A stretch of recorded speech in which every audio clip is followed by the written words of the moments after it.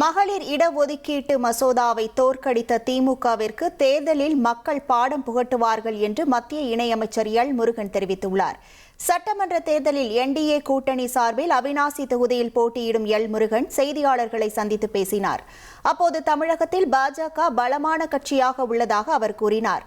மத்திய அரசு தமிழ்நாட்டில் செயல்படுத்தியுள்ள மக்கள் நலத்திட்டங்களை பட்டியலிட்ட அவர், இந்த தேர்தலில் திமுகவுக்கு ஆதரவு கிடைக்கவில்லை என்றார்.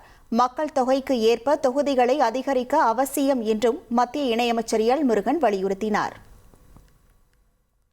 அதாவது நம்ம எப்போ சுதந்திரம் அடைஞ்சு இன்றைக்கி எவ்வளோ வருஷம் ஆகுது? முதல் எலெக்ஷன் நடந்தது எப்போ? 1952. அன்னைக்கு மக்கள் தொகை எவ்வளவு? இன்றைக்கி மக்கள் தொகை எவ்வளவு? இன்றைக்கி எவ்வளோ வருஷம் இருக்கிறது? கிட்டத்தட்ட சுதந்திரம் வாங்கி 80வது வருஷத்தில் இருக்கிறோம். அப்போ நமக்கு தொகுதிகள் முன்னேற வேண்டாமா? தொகுதிகளை உயர்த்த வேண்டாமா? தொகுதிகளை உயர்த்துவது தான் நம்மளுடைய எண்ணம். தமிழ்நாட்டுக்கு 59 தொகுதி வருது.